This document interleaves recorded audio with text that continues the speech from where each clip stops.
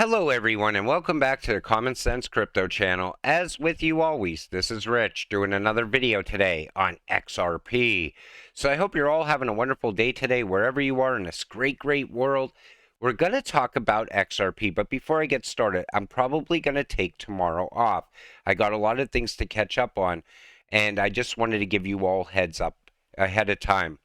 So pro-crypto lawyer Johnny Deaton is certain about Ripple's victory over the SEC.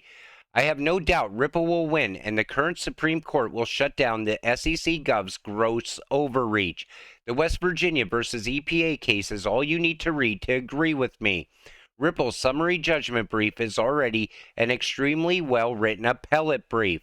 And I always felt that Ripple was going to win, but I'm getting even more confident about it now because I see the way the judge talked to the SEC lawyers, the way the judge always seems to give Ripple these small wins along the way as well.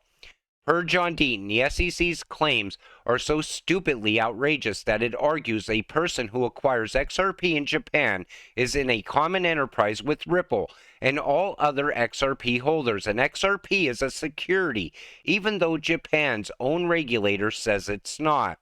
So Gary not only wants to rule over crypto here in the US, he wants to rule over crypto in other countries as well.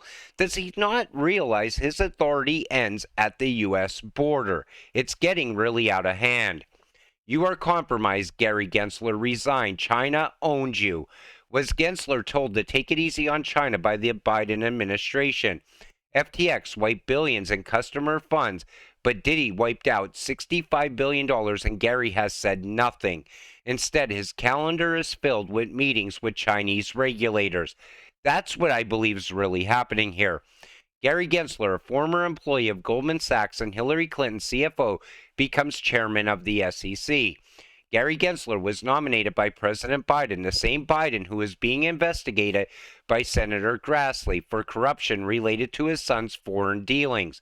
Rumors have widely circulated that Gensler had been told to go soft on China and Wall Street by the administration.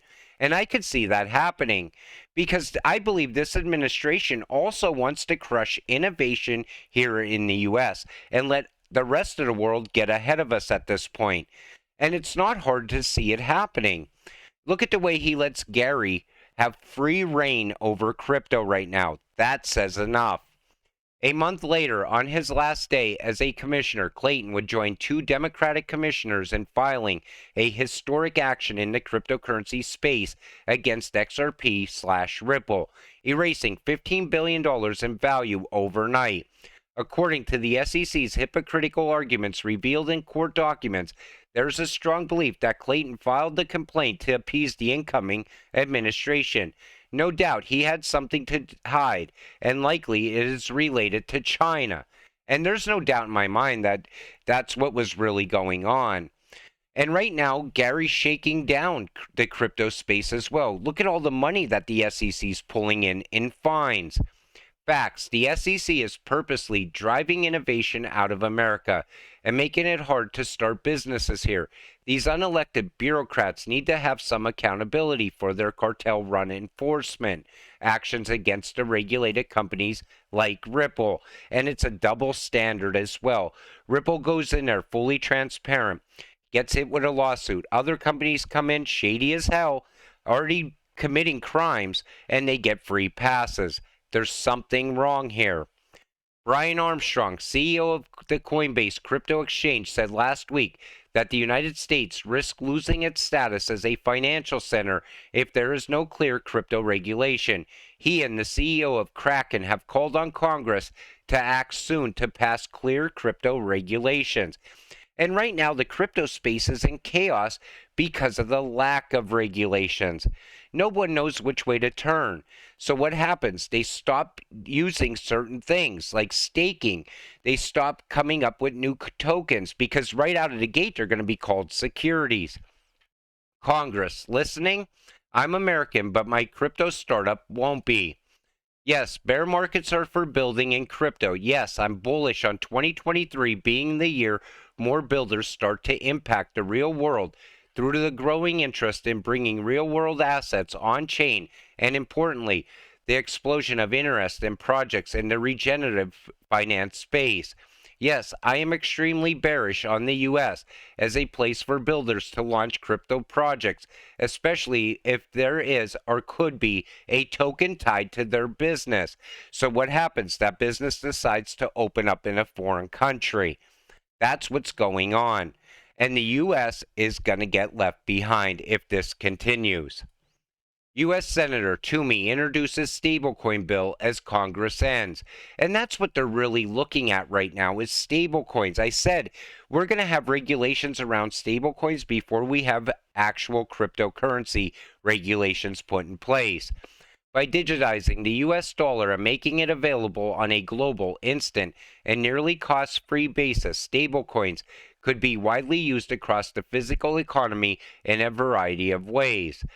And if passed by Congress, the bill would allow non-state and non-bank institutions to issue stablecoins as long as they obtain a federal license that is developed and issued by U.S. Office of the Comptroller of the Currency, and which states that stablecoins are highly backed up with quality liquid assets.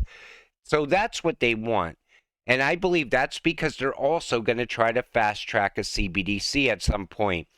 I believe the regulations around stablecoins will lead to that first, and later they'll regulate crypto.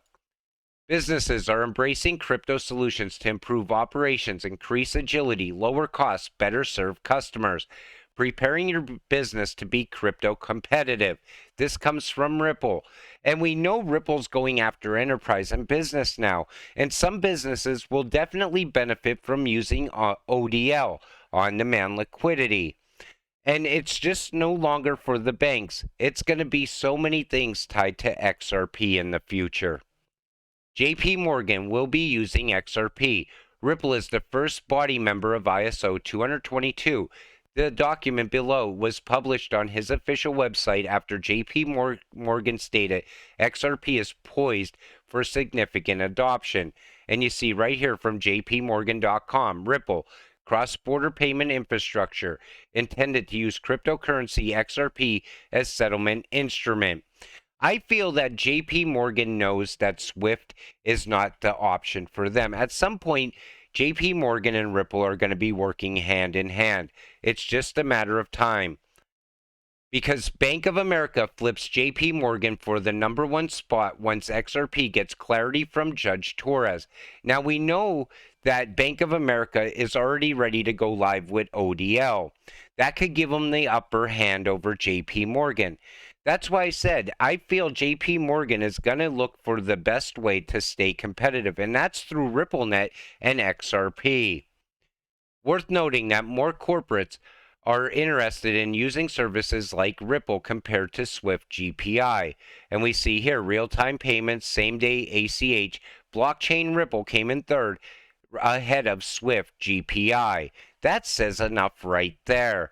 I believe Swift will integrate RippleNet as well at some point, or maybe utilize XRP somehow. We don't know what's going to happen there yet. We're still a bit early on that. Ripple and Stellar. Now, people always try to say, XRP is better than XLM. XLM is better than XRP. Listen, these two cryptocurrencies are going to work hand in hand in that new financial system.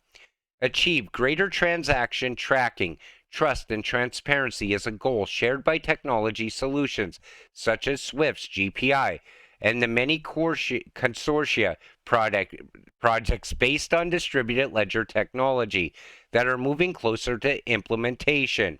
New competitors are building their position as DLT-based alternatives to Swift for cross-border payments. The established Ripple and now IBM has joined the fray.